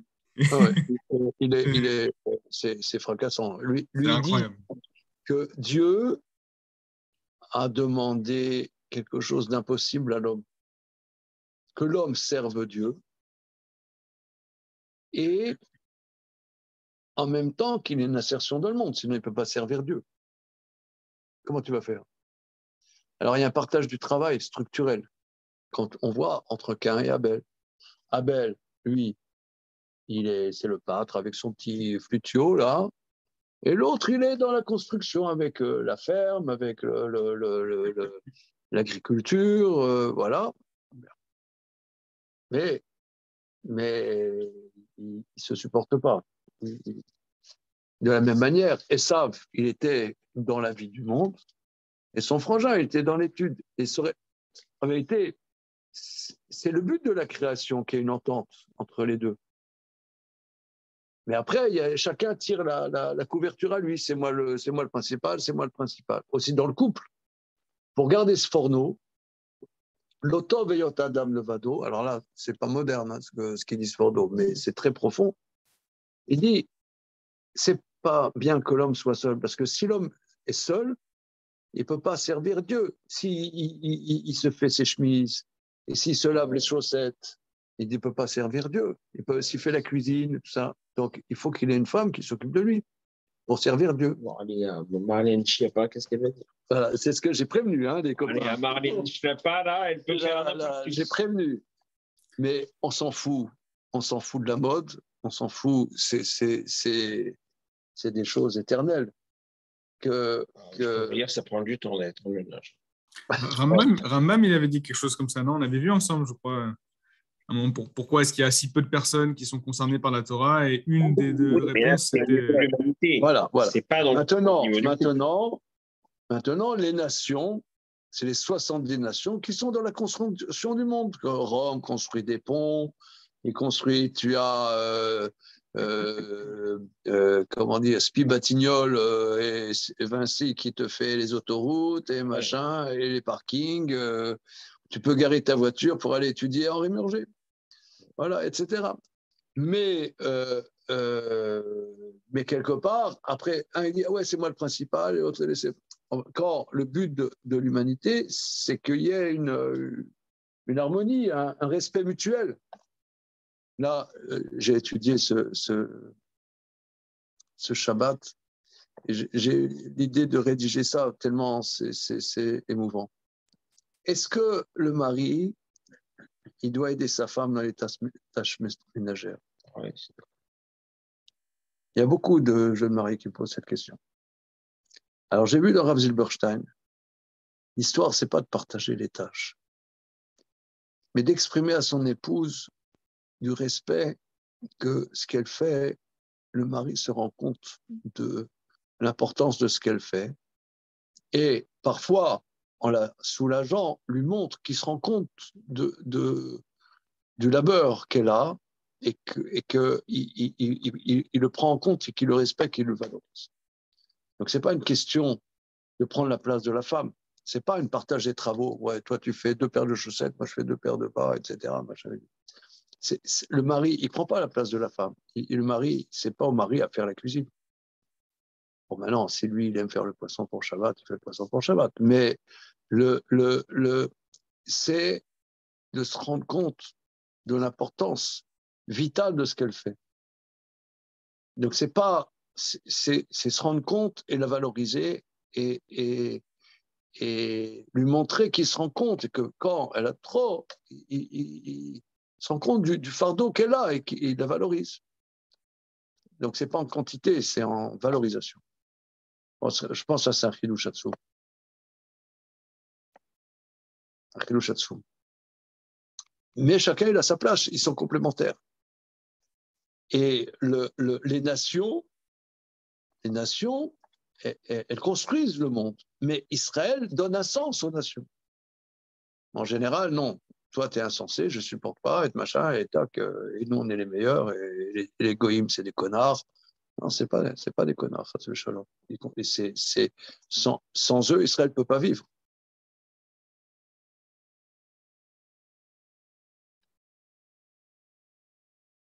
C'est fondamental. Alors,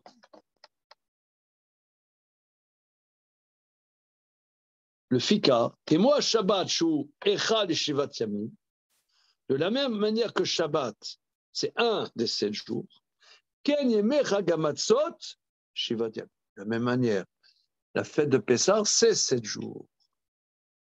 Ki nirshak chat yam souf gmar hayetzia, car la traversée d'un jour, c'est l'aboutissement de la sortie. כי כאשר הוציאה הקדוש את ישראל מצרים, יצאו מניין החומרי, כי מצרים נקראו חמורים, והיו ישראל גוברים עליהם כאשר את באר למעלה. Car quand Israël est sorti d'Égypte, ils sont sortis de la dimension du matériel, car les Égyptiens sont appelés Chamorim, comme on voit, Kibassar Chamorim, et Israël a pris une dimension au-dessus d'eux, comme on a vu plus haut. Peratza, Hashem Yitbarach lashlim davar zeh, Akadosh Baruch Hu a voulu compléter cela, l'ifkoya yamsouf, en fendant la mer, venifkeu kol habaim shebaolam, et toutes les eaux, comme il a dit plus haut, que l'eau, c'est la dimension de la matérialité. Donc fendre l'eau, que maintenant Israël a une dimension supérieure à la matérialité, qui est l'eau. Shamaim kemo sheba lema'ala perek yud perek yud chet em chomarim shel bahem tsura, parce que l'eau n'a pas de structure, comme on l'a dit plus haut, mais qu'asher baka yamsum yatsu bechorva yatsu Israël minyan achomari. Comme on sait que à Yam Ra Veyanos, la mer a vu et a fui. Elle a vu quoi? Je ne sais pas. Oh, mais si, Manu, dribble. Yam Ra Veyanos Israël. Ayam Ra Veyanos. La mer a vu et a fui. Elle a vu quoi? Elle a vu le cercueil de Joseph. Qui a surmonté pour ne pas aller avec la femme de Poutifar. C'est ça ce que la mère elle a vu, parce que là, il n'était pas pris par l'océan de ses pulsions, si tu veux. C'est Rachid qui dit ça là-bas ou c'est l'Agma? C'est connu. Oui. Tu savais, toi? Non, vous ne connaissez pas? Non, comme ça. Ouais, c'est connu ça. Grave, une question. Oui. Vous pensez que les goïms aujourd'hui, ils ont cette conscience-là, qu'ils ont un rôle à jouer dans ce monde-là, dans Construction du monde. Ouais, ça veut dire, est-ce que par rapport à nous, je veux dire, il y a quel parallèle avec le couple, de ça ou pas? C'est mal barré, quoi. Hein. On n'a pas l'impression. Au contraire, il refuse. Il refuse. En défendant, il refuse à reconnaître qu'Israël a une place. Il refuse. C'est pas si franc. On parle de culture judéo-chrétienne. Ils admettent quand même le caractère juif de la civilisation, enfin l'influence juive de la civilisation actuelle est plutôt communément admise, hein, j'ai l'impression. Je crois que c'est de la sémantique, hein. C'est judéo-chrétien, c'est plutôt et les non-chrétiens, tu vois. C'est pas. Je ne sais pas ce que ça veut dire judéo-chrétien, parce qu'il y a un déni. Entre parenthèses, il y a un livre qui est paru récemment, que j'ai emprunté à la bibliothèque. Le livre, il est moyen, mais la problématique est absolument géniale. C'est quelqu'un qui s'appelle Paul Salmona, c'est le directeur de musée d'art et d'histoire du village. Et le livre, ça s'appelle l'histoire juive, tâche aveugle du récit national. Que les Juifs, durant le Haut Moyen-Âge, etc., ont construit la France et sont absents, complets, du récit national. Les Juifs ont construit la France au Moyen-Âge. Bon, je ne veux pas rentrer dans les détails. Mais donc on apprend des choses dans le livre, ça vaut le coup de l'emprunter?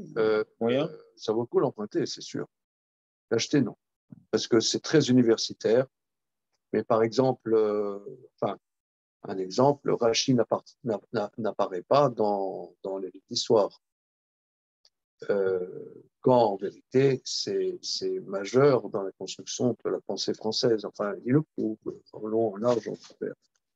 Et on parle de l'histoire juive, pas par l'apport des Juifs, mais par les exactions de Vichy, etc. Seulement dans le côté martyrologie à la chrétienne, mais pas du tout par un apport spécifique du judaïsme.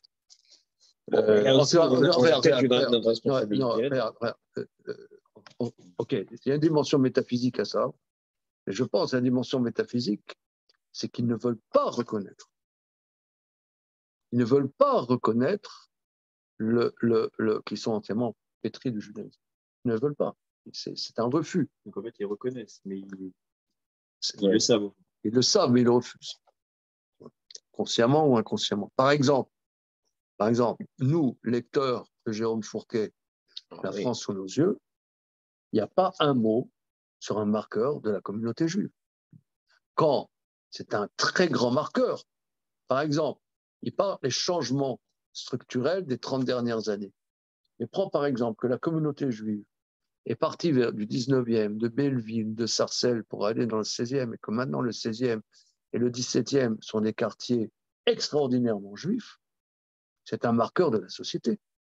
Non, parce que c'est très localisé. Je pense que Fourquet, son travail, c'est au niveau du pays entier, tu vois, des territoires. En fait, c'est très, très localisé, ces phénomènes-là. Je trouve. Hein. Non, je sais pas. L'Alia des Juifs de France, c'est un marqueur. Les écoles juives.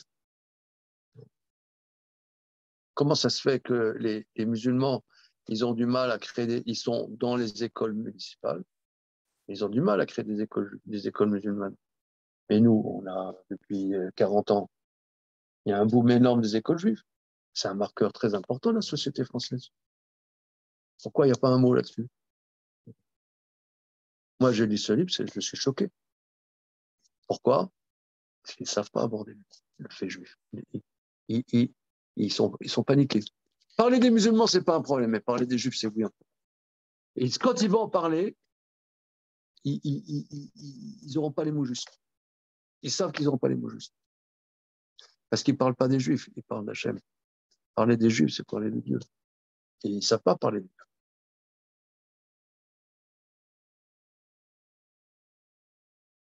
Alors, c'est absent. Et le mot que Paul Salmona il a trouvé là, ça s'appelle attache aveugle. Il y a une absence. Je ne sais même pas pourquoi. Pourquoi c'est absent? C'est absent. C'est absent des livres, c'est absent des manuels. C'est ça, attache aveugle. Tâche aveugle. Il y a une tâche. Une absence, je ne sais même pas pourquoi. C'est énorme. C'est colossal. On continue. Ça va? On a toute la nuit là, c'est bon? Allez. Je m'en fous, je suis chez moi, je n'ai pas de transport ce soir. Non, mais il y a quand même un point, moi je vois dans la presse, par exemple israélienne et tout, les Juifs de France, ou plus généralement de route, c'est la ne sont abordés que par l'antisémitisme. Il y a aussi un côté, je sais pas. Même chez les Juifs, tu veux dire? Ouais. Non, chez nous, peut-être. Non, mais c'est la propagande. C'est la propagande. Peut-être, mais c'est. Ça, c'est la propagande juive. Ouais, la seule chose, on a un truc où là, il y a. Le seul élément qu'il y a, c'est l'antisémitisme, les Juifs d'Ukraine, est-ce qu'il faut les évacuer, machin. Il y a rien. Est-ce que vous avez rigolé aujourd'hui? Est-ce que vous avez rigolé? Nous, au cours de 13 heures, on a pété de rire. Je vais vous dire comment. C'est dans le sujet. Ce matin, je vais en Rimurger. Bon, ça, rien de spécial. Jusque-là, c'est normal. Je prends 20 minutes dans le métro. Je regarde. Un des premiers titres, c'est qu'à l'Hôtel Dieu, à l'hôpital de l'Hôtel Dieu, ils ont innové quelque chose, de faire des très bons repas pour les malades de l'Hôtel Dieu en demandant à un grand cuisinier de faire des repas de cuisinier. Sympa, pour remonter le moral. Voilà, pour remonter qu'ils ne mangent pas que des choses qui ne leur donnent pas envie, mais un très, très, très bon cuisinier. Comment s'appelle ce cuisinier? Grégory Cohen. Oh non, c'est pas vrai. Alors, ok. Mais je te dis, c'est la première page du 20 minutes. Première page du 20 minutes. Ok? Alors, j'arrive au Beth Midrash. Attends, là, il n'y a rien. Jusque-là, il n'y a rien. C'est normal. D'accord? Grégory Cohen, ouais, grand cuisinier, qui est à l'hôtel Hôtel Dieu, machin.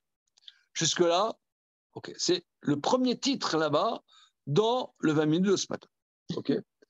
Je vais au Beth Midrash. Le cours de 13h à 14h, on est d'Afiou d'Amoudbed dans Masalat Troulin, dans l'histoire des lèpres. Les lèpres, tant qu'à Cohen, n'a pas statué que c'est tamé, c'est pas tamé. Il faut que le Kohen il dise c'est tamé. Alors, par exemple, un Talmid Chacham, il a une tache de lèpre.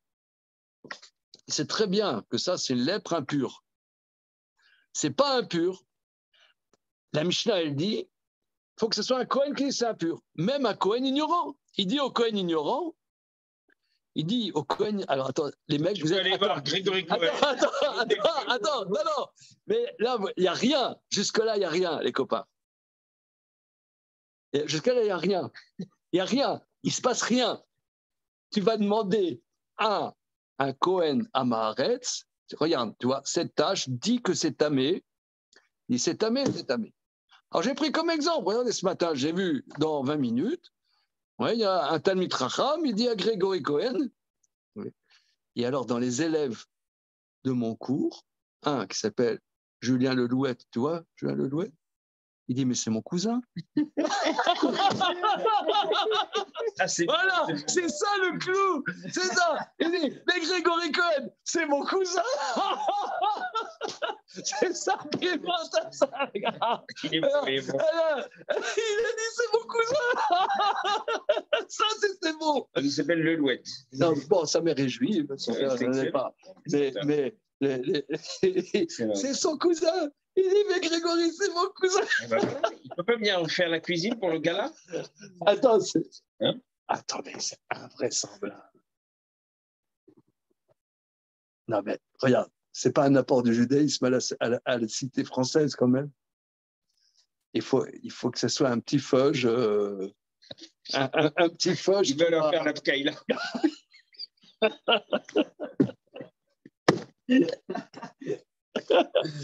Attends, on était mort de rire. Pour stimuler la guérison. Ah là, je m'en étais mort de rire. C'est complètement improbable, un truc pareil. J'ai lu ce matin dans le journal Grégory Cohen, il me dit, c'est mon cousin.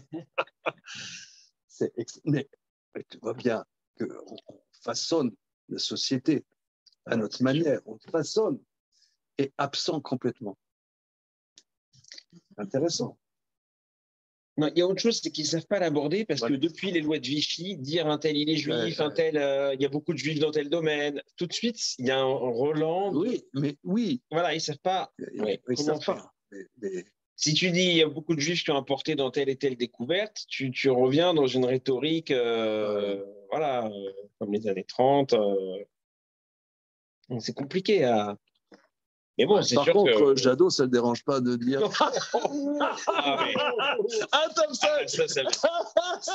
On ne dit jamais de quelqu'un qui il est, mais là, juste pour ça, ça ne va pas déranger. Mais il l'a dit à Radio J. Non, mais moi, ce que je trouve quand même signifiant, c'est. Oui, mais il l'a dit à Radio J en même temps, il n'aurait pas dit ailleurs. C'est l'étude du moral improbable, tu vois, complètement. Mais il l'a dit à Radio J, il s'est lâché aussi parce que c'était. Bon, voilà. Bon, on termine le paragraphe. Non, mais avec toutes ces conneries, je vais vous dire, on délire. Mais il y a un truc qu'ils ne savent pas aborder. Ils ne savent pas. Et c'est normal. C'est normal. C'est la question de David. Est-ce qu'il l'assume? Il n'assume pas. Aborder. Il n'assume pas. Tu as raison, ils n'osent pas aborder. Non, mais parce qu'ils n'osent pas, parce que c'est une étrangeté qui est un peu insaisissable. C'est pas comme un black. Un black, tu vois, il est black, voilà, c'est tout. Il y a un truc un peu. T'es pareil que moi, ça va être pareil. Bon, c'est un peu curieux. Voilà, c'est le. On continue. On termine le paragraphe. Voilà. Mais ils vont en rester d'un côté. Non, mais c'est aussi qu'ils comprennent rien. Il y a une pudeur aussi. Mais non, mais c'est aussi qu'ils comprennent rien. Ils pensent. Pour un Portugais, bah, c'est un immigré du Portugal qui est venu en France. Donc, son pays, c'est le Portugal. Mais un juif, il ne comprend pas bien la relation avec Israël. C'est vrai, c'est un truc un peu curieux, quoi. On n'est pas des immigrés israéliens qui sont venus en France. Donc, ils ne comprennent rien, en fait. Pour un chrétien français, Jésus, il n'est pas juif. Il n'a même pas l'idée. Il n'a même pas l'idée. Ah, c'est vrai? Bah, rien que... Non, il ne connecte pas.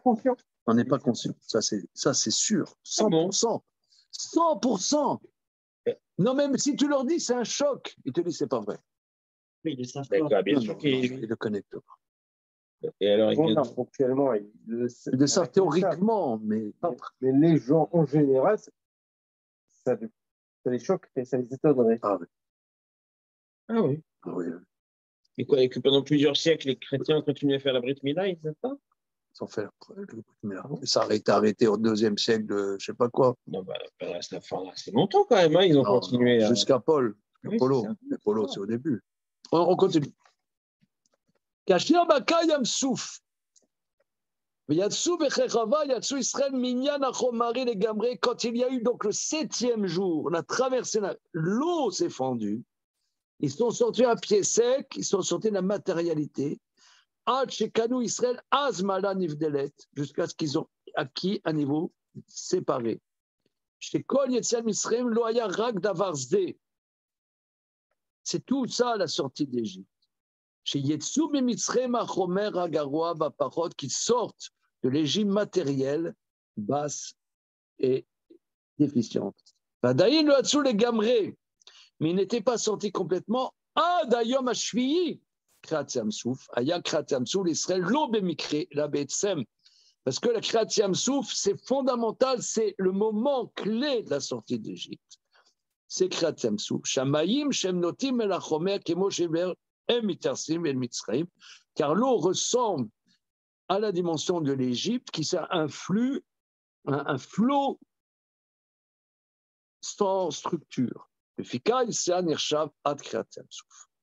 Ok, regardez ici, je trouve que là, c'est ce qu'on a fait ensemble ce soir, c'est quelque chose de fondamental et qui je pense que on peut garder sous le bras là pour Pessah. Hein.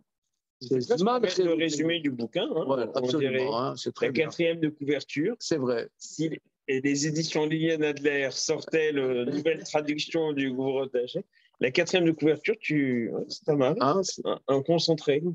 Concentré, c'est l'essence hein, parce que là, il ressort quel est le bouleversement historique de la sortie d'Égypte. Je ne dis pas que la sortie d'Égypte étant la structure, posant la structure de l'histoire humaine. Ça veut dire que le veau d'or ne disqualifie pas Israël. Ça, c'est fondamental. Ouais. Ok, c'est bon. Oui. Merci les amis. Razak. Merci. Bonne soirée tout le monde. Le fait que la sortie d'Égypte, c'est ce qu'il a dit, hein, c'est la